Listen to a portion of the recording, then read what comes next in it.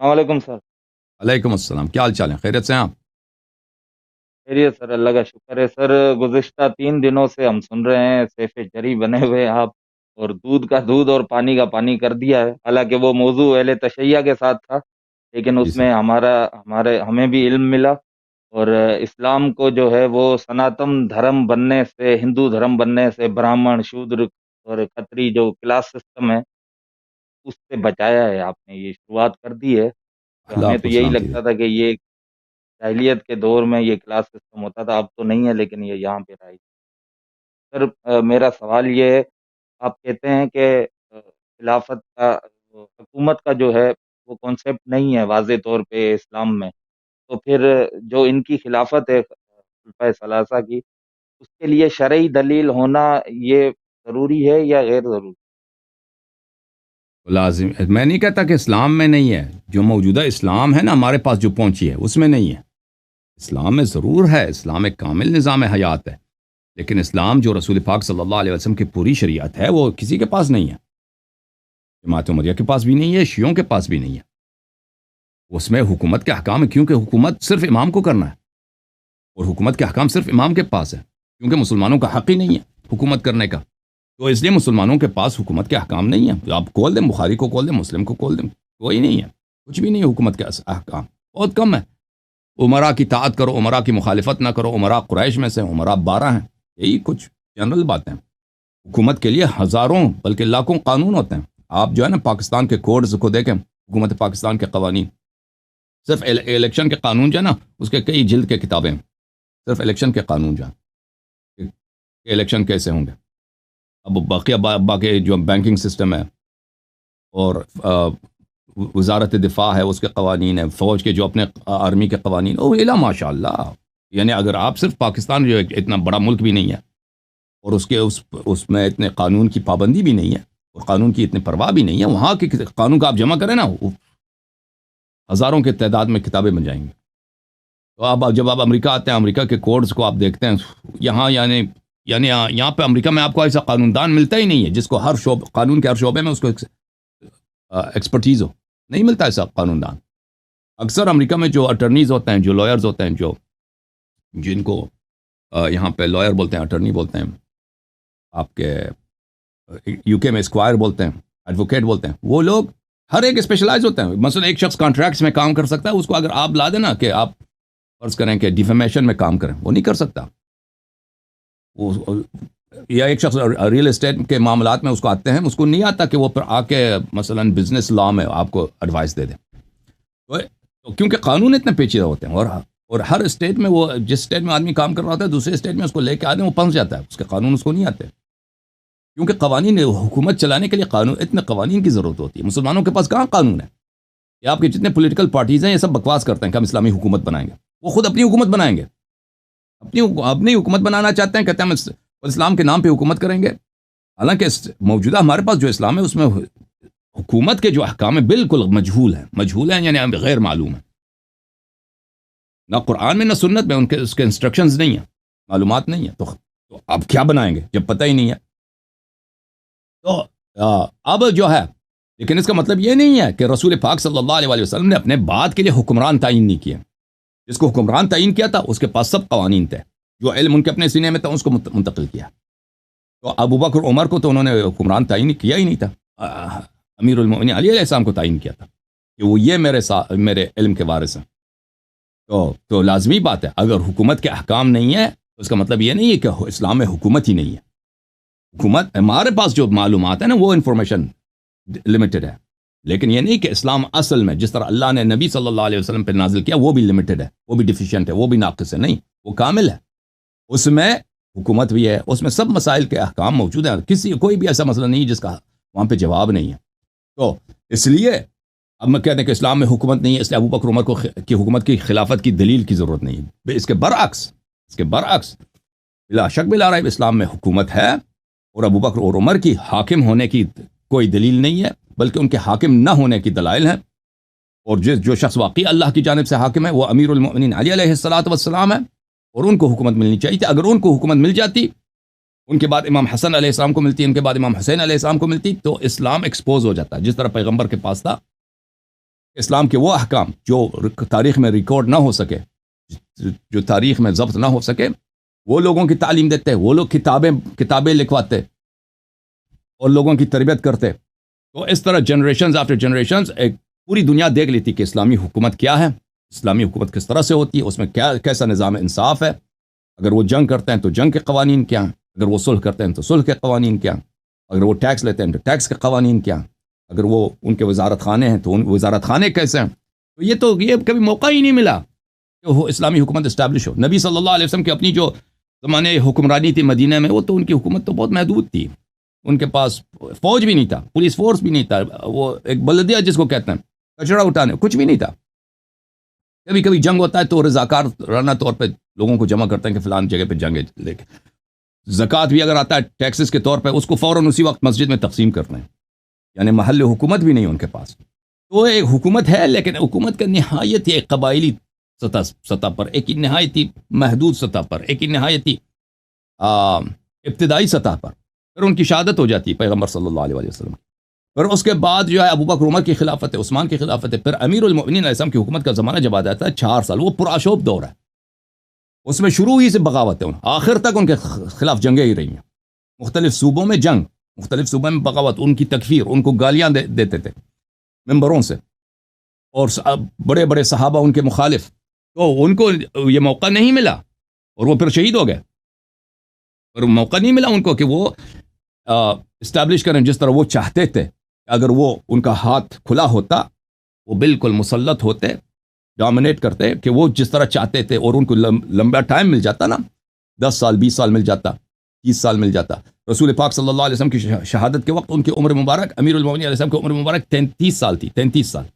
اگر خلافت غصب نہ ہوتا، مثلا وہ 40-50 سال مزید زندہ رہتے، اس کے بعد امام حسن علیہ السلام، امام حسین علیہ السلام، تو دنیا ایک ایسے نظام کو دیکھ لیتا نا، ایسے نظام کو دیکھ لیتا جس کا ہم تصور نہیں کر سکتے. عدل کا، انصاف کا، برکات کا، اور اسلامی ایجوکیشن کا فلورش ہونے کا، اس کی گروتھ کا، اور اس کو عام لانے پر، اور عوام کی تربیت، افراد کی تربیت، کتابوں کی تصنیف، یہ جو ہم نے کھویا ہے ابو بکر اور عمر کی خلافت کی وجہ سے، جو نور ہم نے کھویا، جو برکات ہم نے کھویا، اس کا ہم اندازہ ہی نہیں کر سکتے کہ کتنا بڑا ہمارا نقصان ہوا ہے مسلمانوں کا، پوری دنیا کا، پوری انسانیت کا.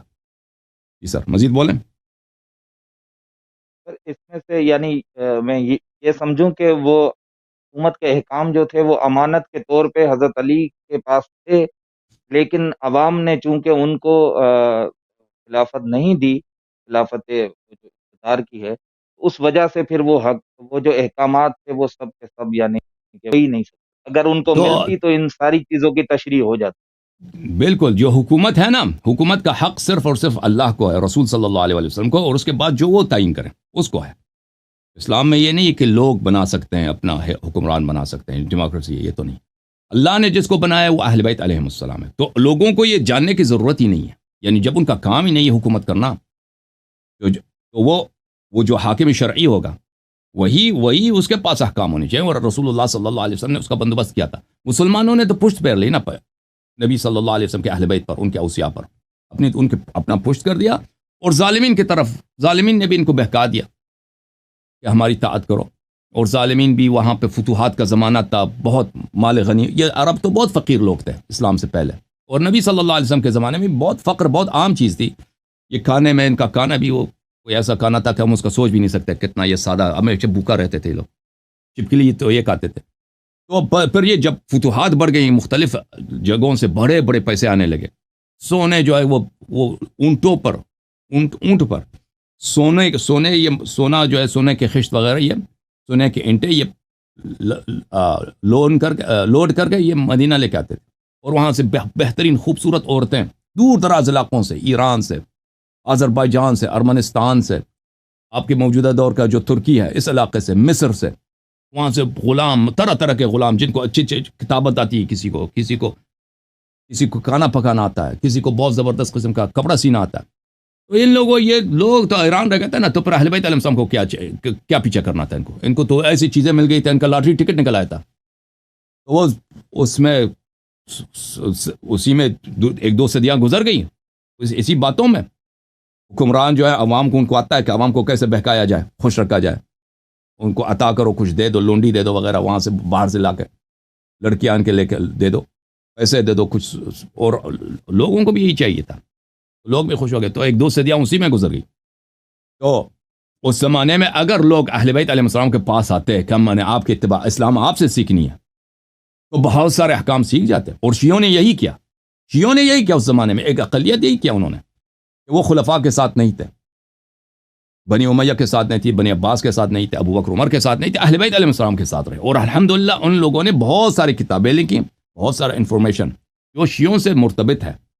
امامت ہمارا کام نہیں ہے، امامت کے کیا احکام ہیں، امام کیسا مثلا اپنا حکومت چلائے گا، یہ انہوں نے نہیں بتایا ہمیں، کیونکہ ہم امام ہیں ہی نہیں، ٹھیک ہے نا، وہ امامت کے قوانین کیا ہیں، حکومت کے قوانین کیا ہیں، لیکن دوسرے احکام انہوں نے بتا دیا، قرآن کی تفسیر، عقائد حقہ، سنن، اعمال، اخلاق، الحمدللہ ہمارے پاس بڑا ذخیرہ ہے، الحمدللہ شیعوں کے پاس۔ حضرت علی کو جو سیاسی قیادت نہیں ملی، یعنی کہ خلافت نہیں ملی پہلے نمبر ہوں، پہ، اس کی ہوں، یہ وجہ تو نہیں ہے کہ اس وقت جو پولیٹیکل ایٹماسفیئر تھا وہ اس طرح کا تھا کہ ایک طرف تو لوگ جو تھے وہ مرتد ہونا شروع ہو گئے تھے، اسلام سے بغاوت کر رہے تھے نبی اکرم کی وفات کے بعد، پھر دوسرا یہ کہ جو قریش تھے، جو اسٹیک ہولڈر تھے بڑے وہاں کے، وہ بنی ہاشم سے تعصب اور عناد رکھتے تھے شروع سے، نبوت کے بعد بھی وہ تعصب رکھتے تھے، اور پھر جب وہ دیکھتے تھے کہ حضرت علی کو نبی اکرم ہر جگہ پرموٹ کرتے ہیں جانشینی کے لیے، تو اس سے ان کا تعصب اور عناد مزید بڑھ گیا۔ پھر اس کے بعد آپ بھی وہ چیزیں بتاتے ہیں کہ نبی اکرم روئے، پھر ان کو گلے بھی لگایا کہ میرے بعد ہوں، جو ہے یہ جی، ہمارے ساتھ جو ہے اچھا سلوک نہیں کریں گے۔ حضرت عباس نے نبی اکرم سے شکایت کی قریش کی کہ وہ ہمیں آپس میں خندہ پیشانی سے ملتے ہیں، جبکہ ہمارے ساتھ جو ہے وہ اچھا برتاؤ نہیں کرتے۔ پھر اس کے بعد جو ہے وہ مختلف اس طرح قریش کے بارے میں جو بھی آئی ہیں، پھر تو ایک مقالہ بھی ملتا ہے جی، حضرت عمر کا، سر آخر بس میں جلدی جی، سے جی، سوال کر رہا ہوں، حضرت عمر کا ایک مقالہ بھی ملتا ہے جو عبداللہ بن عباس کے ساتھ ہے، وہ ہوں، اس میں وہ کہتے ہیں کہ تم سمجھتے ہو کہ ہم لوگوں نے جو ہے وہ بنی ہاشم کو حق نہیں دیا، جبکہ ایسا نہیں ہے، یہ فیصلہ یعنی انتہائی مناسب تھا، کیونکہ اگر ہم تمہیں یہ خلافت دے دیتے، حضرت علی کو اگر ہم بنا بھی دیتے، تو یہ تمہارے حق میں نہیں تھا، کیونکہ قریش کبھی یہ نہیں چاہتا تھا۔ تو اس کا یہاں سے یہ ظاہر ہوتا ہے کہ جیسے حضرت علی کو چوتھے نمبر پہ خلافت ملی، تو بھی پے در پہ جنگیں اور انہیں شہید کر دیا گیا، یا تو گویا انہوں نے اہل بیت کو بچایا ہے اس مصیبت سے۔ پہلے نمبر پہ اگر وہ دے دیتے تو شاید وہ قتل عام شروع میں ہی ہو جاتا ہے، جیسے کہ آپ بھی فرماتے ہیں کہ حضرت علی تلوار نہیں اٹھاتے تھے اسی وجہ سے کہ سب کے سب اہل بیت کو ذبح کر دیتے۔ تو ہمیں ان جی، کا تشکر کرنا چاہیے یا تکفیر؟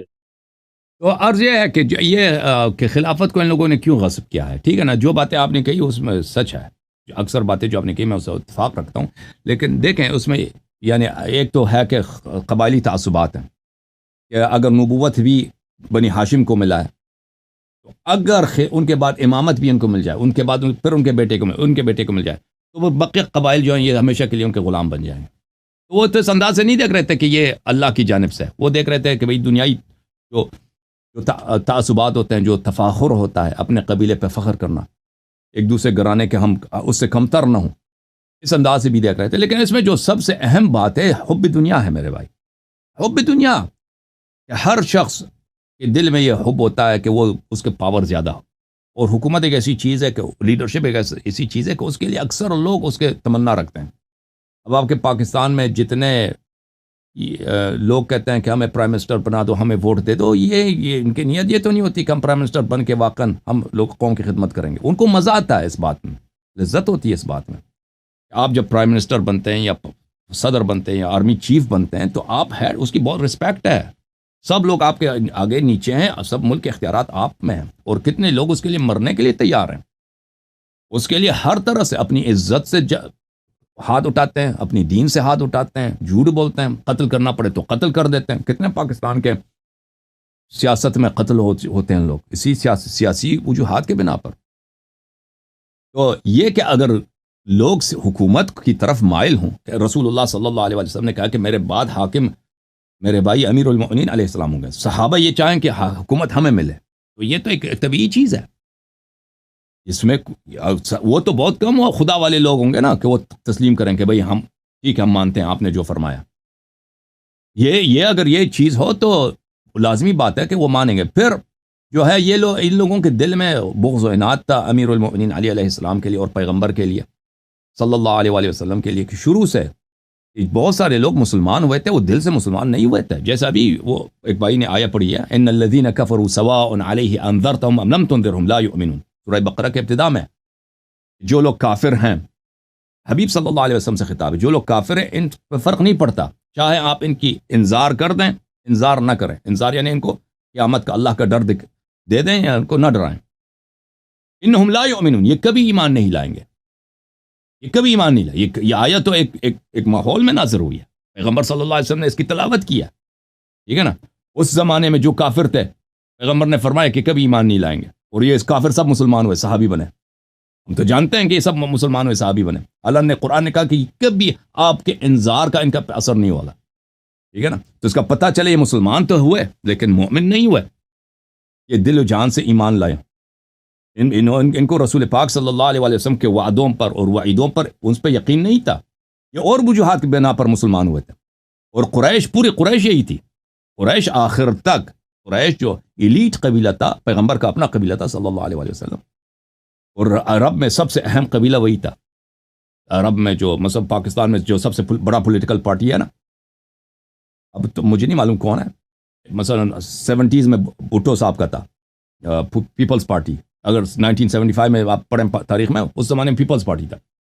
تو سمجھیں کہ وہ جیسے 1975 میں پیپلز پارٹی پاکستان کی سب سے بڑی پارٹی تھی، اسی طرح قریش جو تھے سب سے پر اثر رسوخ، سب سے جن کا سیاسی لحاظ سے قیادت کا پورے عرب میں وہ قیادت کرتے تھے، قریش تھے. اور قریش آخر تک پیغمبر سے لڑے، اور جب بالکل ان کے پاس کوئی راستہ نہیں تھا، پھر انہوں نے کہا لا الہ الا اللہ محمد رسول اللہ، اپنی جان بچانے کے لیے صلی اللہ علیہ وسلم، اللہ وہ قتل ہو جاتے فتح مکہ کے وقت. اور پھر فتح مکہ سنہ 8 ہجری کو، اس کے 2 سال بعد وہ پیغمبر وفات پاتے ہیں. اس کے بعد یہ قریش حاکم ہے سب امور پر، خلافت قریش کے ہاتھ میں، سب گورنرز قریش کے ہاتھ میں، فوج کے سب کمانڈر قریش کے ہاتھ میں. شام فتح ہوتی ہے تو قریش، اس کے سپہ سالار ابو سفیان کا بیٹا ہے یزید ابن معاویہ، یزید ابن ابی سفیان، معاویہ کا بڑا بھائی. اور سب جگہ پہ قریش وہی لوگ جو زبردستی مسلمان ہوئے ہیں. تو یہ لوگ جو زبردستی مسلمان ہوئے، ان کو تو پیغمبر سے پیار نہیں تھا، یہ تو زبردستی مسلمان ہوئے تھے. اور یہ کفر کا اعلان نہیں کر سکتے تھے کہ بھائی ہم کافر ہیں، کیونکہ وہ ان کے سیاسی مصلحت میں نہیں تھی، حکومت ان کے ہاتھ سے نکل جاتی. تو یہ لوگ اگر پیغمبر سے ان کو پیار نہیں تھا تو امیر المؤمنین علی علیہ السلام سے کیسے پیار ہو سکتا ہے، کیسے محبت. تو اس زمانے میں سیاسی مہرے اس طرح رکھے گئے کیونکہ امیر المؤمنین علیہ السلام جوان ہے، 33 سال ہے، ابو بکر بڈھا ہے 60 سال سے عمر، وہ تو مر جائے گا، اس کو سب کو پتہ ہے. عمر بھی بوڑھا ہے، وہ مر جائے گا. علی علیہ السلام کو کبھی حکومت نہ ملے، کبھی بھی حکومت نہ ملے. تو اس طرح مہرے رکھے گئے. اس میں سب سے بڑا جو مہرہ تھا معاویہ کا مہرہ تھا، کہ پورے عالم اسلام میں سب سے جو پاورفل صوبہ ہے وہ معاویہ کو دیا گیا. اور سب صوبوں کے جو گورنر تھے وہ ہر عمر جو ہے عثمان 1 مہینے کے بعد، 1 سال کے بعد، 2 سال کے بعد ان کو عزل کرتے تھے، چینج کرتے تھے. معاویہ ابو بکر کے زمانے سے جب شام فتح ہوئی ہے، شروع سے آخر تک سنہ 12 ہجری سے لے کر سنہ 11-12 ہجری سے لے کر جب عثمان کے قتل ہوئی سنہ 35 سے، کسی نے اس کو نہیں ہٹایا. وہ ایک وجہ ہے کیونکہ ان کا آپس میں انڈرسٹینڈنگ تھی کہ اس کو رکھنا ہے، کیونکہ ان کو پتہ ہے کہ یہ خاندان ایسا خاندان ہے کہ ان کا اور بنی ہاشم کے درمیان جو خون ہے نا. ابو سفیان تو کیا اپوزیشن لیڈر تھا بھائی پیغمبر کا. ابو سفیان رسول صلی اللہ علیہ وسلم کا جو حزب اختلاف، جس نے آخر تک لڑا ہے اور ہر جنگ میں اس نے قیادت کی ہے کفار کی، ہر جنگ میں، غزوہ احزاب میں، غزوہ خندق میں اس نے پورے عرب کو اکٹھا کیا. یہ کوئی چھوٹی بات نہیں ہے، پورے عرب کو اس نے اکٹھا کیا ہے کہ آج ہم جا کے خاتمہ کر دیں گے، ختم بات ہے. مسلمان آج یہودیوں کو بھی اپنے ساتھ ملایا. پیغمبر صلی اللہ علیہ وسلم مدینے میں محاصرہ، ان کو خندق کودنا پڑتا ہے مدینہ کے ارد گرد، اور یہ 10,000 کا لشکر لے کے آتے ہیں، سب وحشی کم آئے ہیں کہ ان کے مردوں کو قتل کریں، ان کے عورتوں کو اٹھا کے لے کے جائیں، پیغمبر کو بھی شہید کر دیں. تو اس زمانے میں بہت سارے روایت میں ملتا ہے کہ بہت سارے صحابہ، وہ قرآن کی آیت سورہ احزاب کے ابتدا میں پڑھیں، وہ بلغت القلوب الحناجر، صحابہ اتنے ڈرے ہوئے تھے کہ ان کے دل یہاں پہنچ گئے تھے. قرآن کہہ رہا ہے آپ کے قلوب دل یہاں پہنچ گئے تھے اور آپ کے ایمان میں شک ہو گیا تھا. یہ قرآن کی آیت ہے. وَزِلْزِلُوا زِلْزَالًا شَدِيدًا، ان کے ایمان ڈگمگائے تھے. روایت میں ملتا ہے کہ بعض لوگوں نے اپنے گھروں میں جا کے بت بنائے تھے، کیونکہ ابھی جب ان کو یقین ہو گیا تھا اتنی بڑی لشکر ان کو شکست نہیں ہوگی، یہ آ جائیں گے مدینہ آ جائیں گے تو پھر ہم ان کو بت دکھائیں گے، اپنے بت دکھائیں گے کہ بھئی ہمیں قتل نہ، ہم آپ کے دین پر ہیں.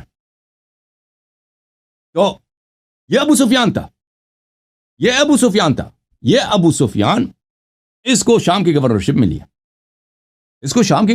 ہے، یہ ابو سفیان زندہ تھا، اس کے بیٹے یزید کو شام کا گورنر بنا دیا. وہ یزید جو ہے اس کو طاعون میں مر گیا، مرض آیا، بیماری ہوئی، اس کے بعد معاویہ.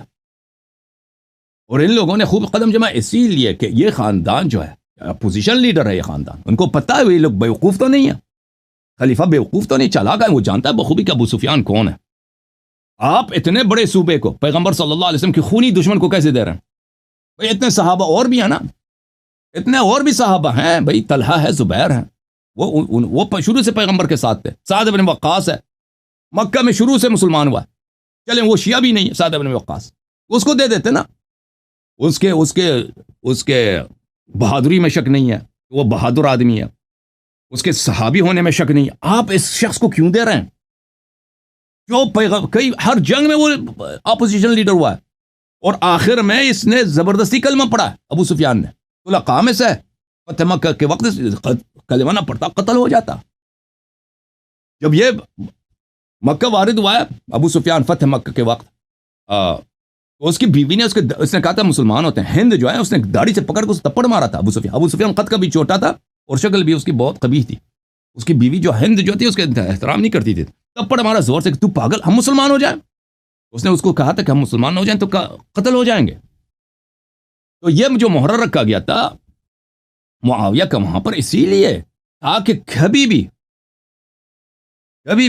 جو مثلا آپ پاکستان کے جو مثلا الیکشن سسٹم ہے، ٹھیک ہے نا، وہاں کے لوگوں کو پتہ ہے پاکستان کے کہ ہم یہ الیکشن کے جو مختلف حلقے ہوتے ہیں جہاں سے ایم این اے وغیرہ چنے جاتے ہیں، اس کا اسٹرکچر کیسا ہو کہ اس پارٹی کو زیادہ سے زیادہ سیٹ ملے پارلیمنٹ میں، ٹھیک ہے نا. تو وہ کوشش کریں گے الیکشن کمیشن میں اسی طرح سے وہ حلقے بن جائیں کہ ہر حلقے میں ان کے اس طرح ووٹ بٹ جائے، تقسیم ہو جائے کہ ہر حلقے میں ان کو زیادہ سے زیادہ ووٹ ملے تاکہ ان کے زیادہ ایم این اے بن جائیں. تو اسی طرح یہ ایک ابو بکر کو اور عمر کو اور عثمان کو، ان لوگوں کو بخوبی پتہ تھا کہ ہم تو بوڑھے ہیں بھائی.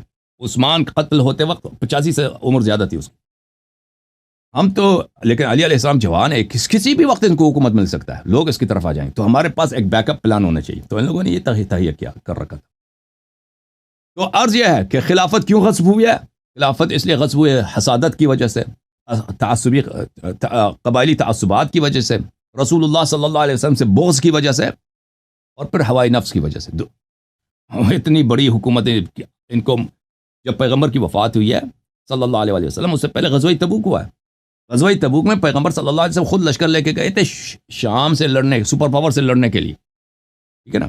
ان کو پیغمبر نے وعدہ بھی دیا تھا کہ شام فتح ہوگا، ایران بھی فتح ہوگا. تو وہ لوگ بخوبی اپنی آنکھوں سے دیکھ رہے تھے کہ شام فتح ہو جائے گا. اور شام تو یہ لوگ عرب جاتے تھے نا شام کو تجارت کے لیے، مال سامان تجارت، ان کو تو پتہ تھا کہ شام میں کتنی ثروت ہے. یہ تو، اور تاریخ طبری وغیرہ میں بہت ہے کہ ابو بکر اپنی خلافت کے آغاز میں مختلف قبائل کو، ان کا ابو بکر خطبہ یہی تھا کہ تم شام جاؤ گے، وہاں سے لونڈیاں لے کے آؤ گے، لڑکیاں لے کے آؤ گے. اسی بات پہ ان کو آمادہ کر رہا تھا کہ شام پہ آ جاؤ، لشکر میں شامل ہو جاؤ، بھرتی ہو جاؤ. تو ان کو پتہ ہے کہ ہم جو ہیں سپر پاور، ایک حکومت ہمیں ملے گی. دیکھیں یہاں پہ اگر ایک مسجد ہے چھوٹا سا، اس کے کنٹرول پہ، اس کی امامت پہ کتنا جھگڑا ہوتا کہ نہیں ہوتا بھائی؟ یہ پارٹی کہتا ہے کہ ہمارا امام ہمارا ہو، دوسرا کہتا ہے امامت ہماری ہونی چاہیے، مسجد کا انتظام ہمارے ہاتھ میں. ایک چھوٹا سا مسجد ہے بھائی، اس میں سب لڑ رہے ہیں. وہ تو بڑی حکومت کی بات ہے، پورے عرب پہ حکومت، پھر آگے جا کر عرب کے بعد فتوحات جب ہونے ہیں تو دوسرے ملکوں پہ بھی ہے، یعنی ورلڈ سپر پاور بننے کی بات ہے. تو اس میں ہوائی نفس اگر ہو تو امیر المؤمنین علیہ الصلوۃ والسلام کو حق کو ضائع کیا جائے تو یہ کون سی دنیا میں کون سی پہلا ظلم ہے جو ہوا ہے، ٹھیک ہے نا. یہ تو ہمیشہ حکومتیں بننے میں یہ تو ہمیشہ ہوتا ہے. لوگ اپنے بھائیوں کو قتل کرتے ہیں، لوگ اپنے باپ کو قتل کرتے ہیں حکومت کے لیے. Okay sir. یعنی اس میں سے مجھے یوں سمجھ میں آیا کہ میں یہ سوچ رہا ہوں کہ وہ مجبور تھے، یعنی قصوروار اتنے شاید نہ ہوں، مجبور تھے کیونکہ وہ بھی بالکل پریشرائز ہو چکے قصوروار تھے. تھے اس جب سارے جب اللہ ماحول اور سے۔ رسول نے فرمایا کہ تم نہیں، ہم کہتے ہیں کہ یہ ناممکن نہیں تھا. جیسے جماعت مخالفین کہتا ہے نا کہ ایک ناممکن چیز ہے. یہ کیسے ہو سکتا ہے کہ صحابہ خلافت غصب کریں؟ اگر پیغمبر نے بتایا ہے تو کیسے یہ کر سکتے ہیں؟ ہم کہہ رہے ہیں کہ نہیں، یہ نہ صرف ممکن تھا بلکہ اس کے خلافت غصب ہونے میں اس میں تعجب نہ کرو. یہ ہمیشہ پاور اسٹرگل، اگر لوگوں میں ایک قائد مر جاتا ہے، پیغمبر قائد ہیں، سیاسی لیڈر مر جاتے ہیں یا دنیا سے چلے جاتے ہیں، ہر دفعہ اگر وہاں پہ پاور اسٹرگل ہو اور کچھ لوگ ناجائز قبضہ کریں، اس میں تعجب نہیں. پوری تاریخ انسانیت اس سے بری ہے. ہم نہیں کہتے انہوں نے جو کہا تھا ان کا قصور نہیں ہے، سب قصور ان کا ہے. جب پیغمبر صلی اللہ علیہ وسلم نے معجزات دکھائے، جب پیغمبر صلی اللہ علیہ وسلم نے واضح طور پہ بیان فرمایا کہ میرے بعد طاعت کرنا ان کی، اگر طاعت کرو گے ان کی تو جنت جاؤ گے، نہیں کرو گے تو جہنم جاؤ گے، اس کے باوجود ان کو پرواہ نہیں ہوئی اور انہوں نے پیغمبر صلی اللہ علیہ وسلم کو اللہ تعالیٰ کے حق کو ضائع کر دیا اور دین میں بدعات داخل کر دی اور پوری انسانیت کو اسلام کے اصلی تعلیمات سے محروم کر دیا. تو کیسے ان کے گناہ نہیں؟ ان سے زیادہ گناہ کار دنیا میں ہے ہی نہیں. جی سر. سر پھر تیسرا سوال ہے یہ یہ کہ اس سے یہ معلوم ہوتا ہے کہ جیسے گزشتہ انبیاء تھے، حضرت لوط علیہ السلام، حضرت نوح علیہ السلام، انہوں نے اتنی تبلیغ کی لیکن آخر وقت میں وہ اپنے ان کا جو بیٹا تھا وہ بھی یعنی مومن نہیں بن سکا. تو اس سے یہ میں سمجھوں کہ نبی اکرم نے جو محنت کی یا جو انہوں نے تعلیمات دی، وہ مجموعی طور پہ لوگ اتنے زیادہ یعنی اس کو دل سے ایکسیپٹ نہیں کر سکے. یعنی یہ غفلت مجموعی غفلت ہے، اس میں کسی دو یا تین کا ہاتھ نہیں ہے، بلکہ یہ پوری امت، جو زیادہ تر اکثریت جو امت تھی وہ یعنی دل سے مسلمان ہوئی نہیں. اور جی ہاں، اس طرح کا کچھ سمجھ میں آیا. بالکل بالکل. یہ ہے کہ اکثر جو امت تھی مسلمان اس زمانے میں، وہ تو پرانے مسلمان تھوڑی تھے. ان کو تو بہت سارے لوگ مؤلفۃ القلوب تھے، بہت سارے لوگ 1 مہینے 2 مہینے 6 مہینے 1 سال پہلے مسلمان ہوئے، ان کو نماز بھی صحیح طرح سے نہیں آتی تھی.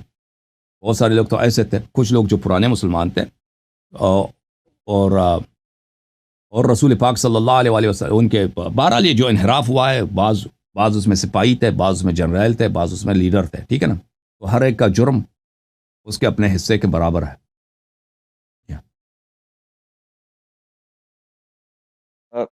سر تو پھر اس کے بعد سر حضرت علی اور دیگر ائمہ، اور یہ حدیث بھی آتی ہے، روایت بھی ہے شاید، کہ نبی اکرم نے فرمایا کہ 30 سال تک میرے طرز کی حکومت رہے گی، اس نہیں، کے یہ نہیں ہے، بعد جو ہے وہ یہ نہیں ہے، یہ نہیں ہے. یہ نہیں ہے حدیث سر. وہ ہاں وہ مخالفین کی حدیث ہے، وہ ہم پہ حجت نہیں ہے. وہ حدیث یہ ہے کہ میرے بعد 30 سال خلافت ہوگی، اس کے بعد ملوکیت ہوگی. ٹھیک ہے نا؟ اس کے بعد بادشاہت ہوگی. جی میرے 30 سال میرے بعد، اور امیر المؤمنین علیہ السلام پیغمبر کے بعد صرف 30 سال زندہ رہے.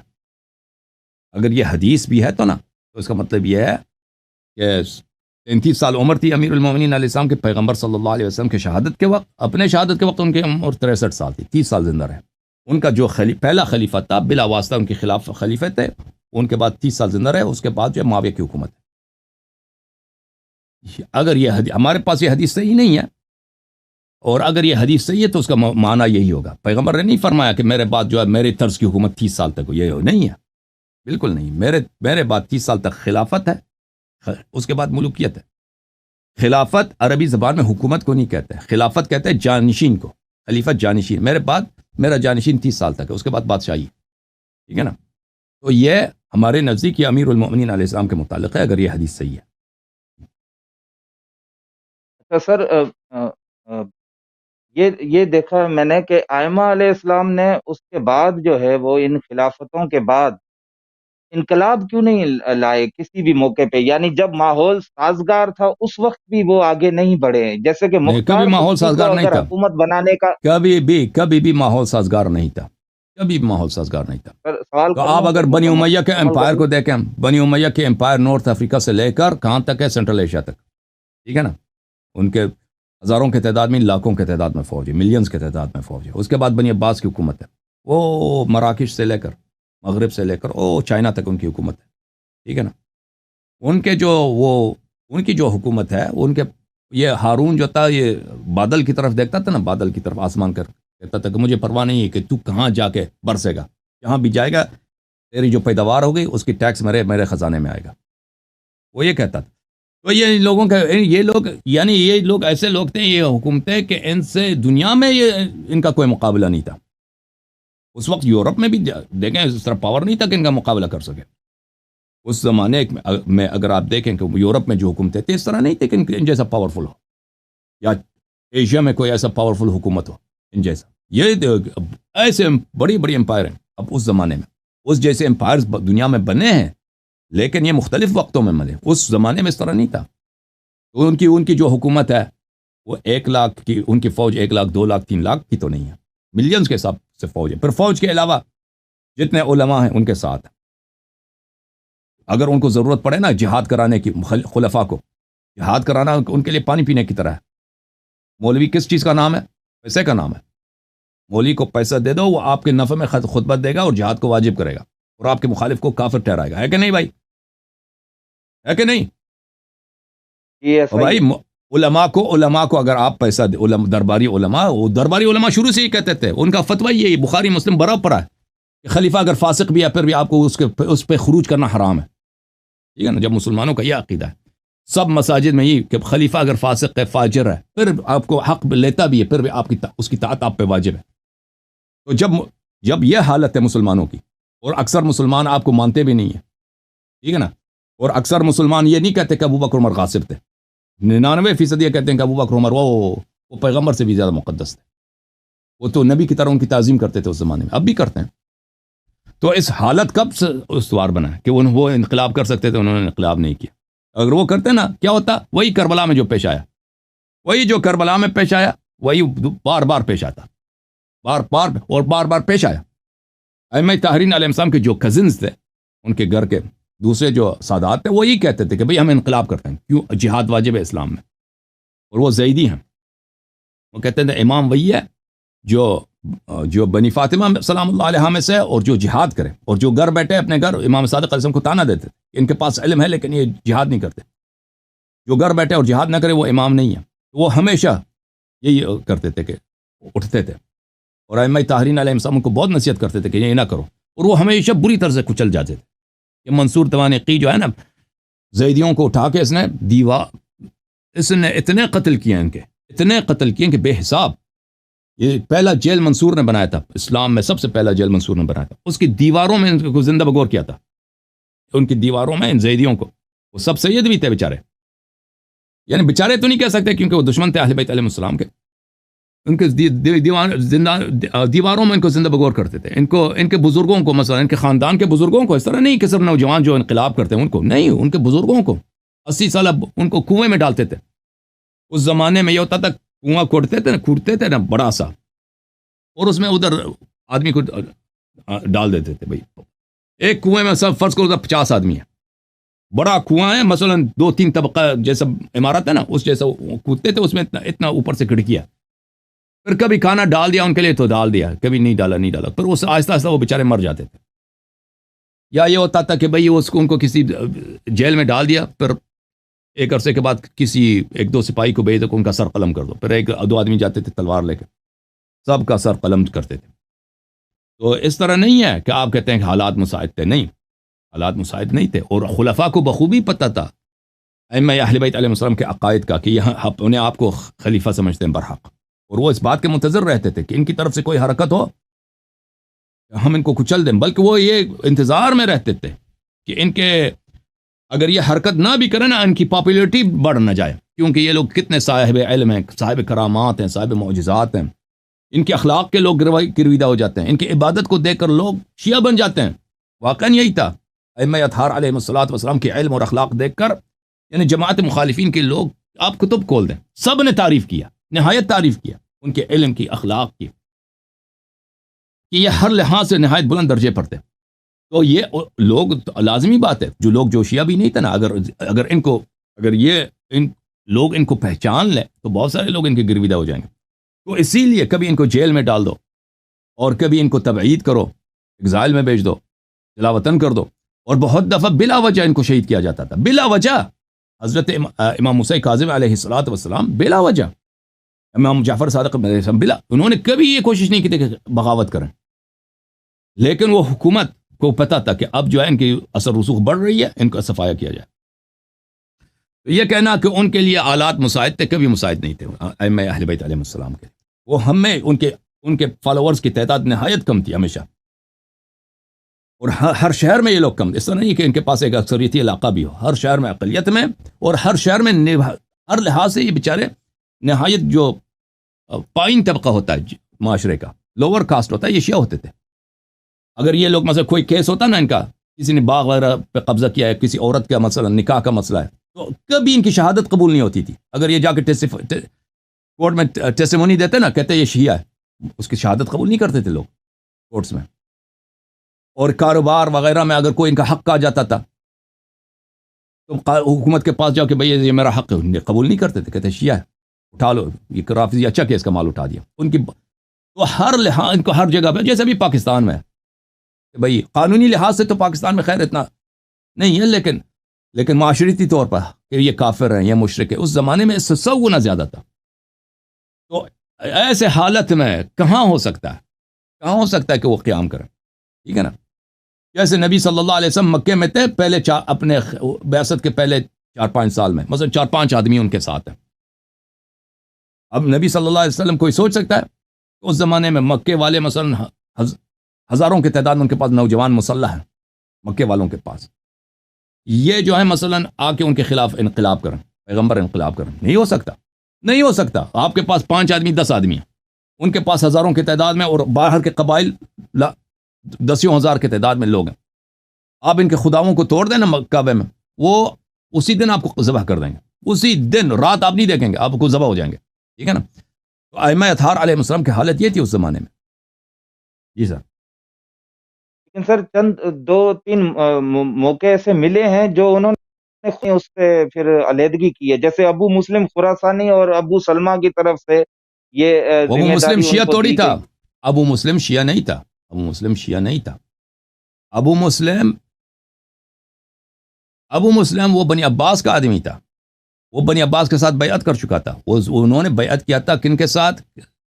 زیدیہ کے ساتھ، زیدی امام کے ساتھ.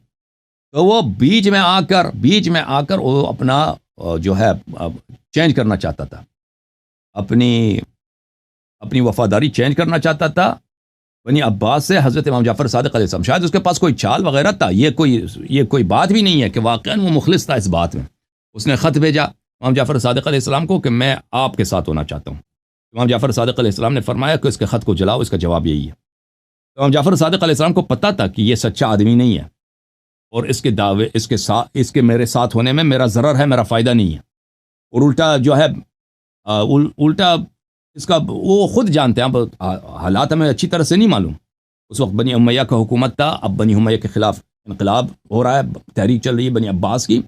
اگر اس حالت میں امام علیہ الصلوۃ والسلام کہ وہ شاید مثلا کوئی غلط فائدہ اٹھانا چاہتے تھے، امام علیہ السلام کو بنی امیہ کے ہاتھ قتل کرنا چاہتے تھے، کیونکہ بنی امیہ اس زمانے میں پاگل کتے کی طرف پھر رہے تھے.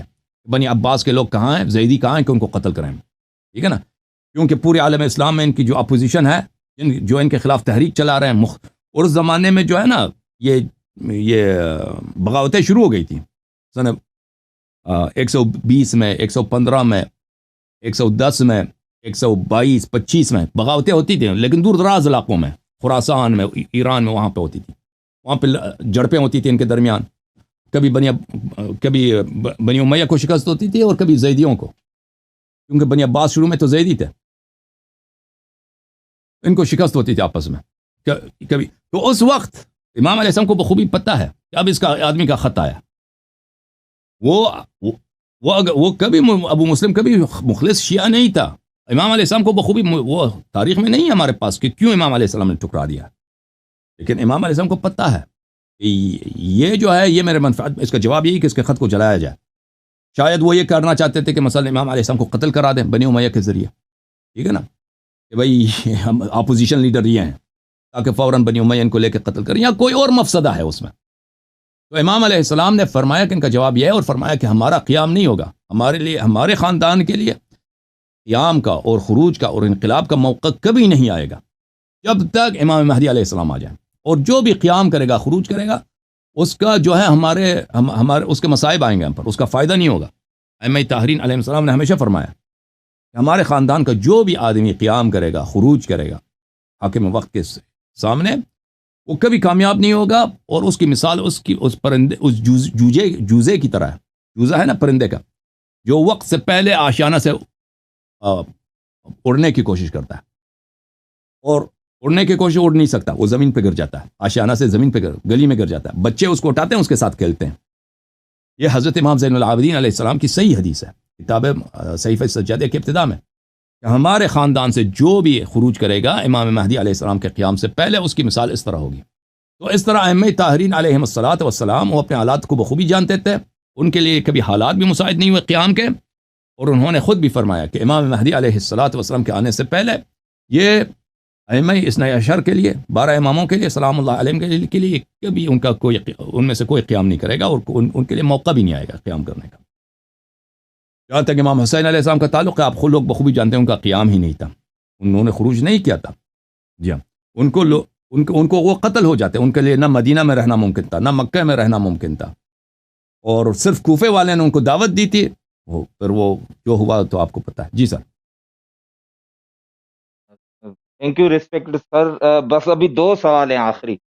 ایک تو یہ ہے کہ بی بی عائشہ سے جو شادی کی نبی اکرم نے، تو وہ انہیں علم نہیں تھا ان کی شخصیت اور ان کے والدین کا، وہ نہیں، شادی نہیں تھا، ظواہر پہ یا ہوتی ہے بھائی، مجبور تھے؟ ہمیں نہیں معلوم کہ اس کے وجوہات کیا ہیں، لیکن اسلام میں بعض دفعہ انسان مجبوری کے تحت، بعض مصالح کی تحت انسان شادی کر لیتا ہے۔ لازمی بات ہے رسول پاک صلی اللہ علیہ وآلہ وسلم کو عائشہ سے اولاد نہیں ملی ہے، تو یہ شادی اولاد کے لیے نہیں تھی۔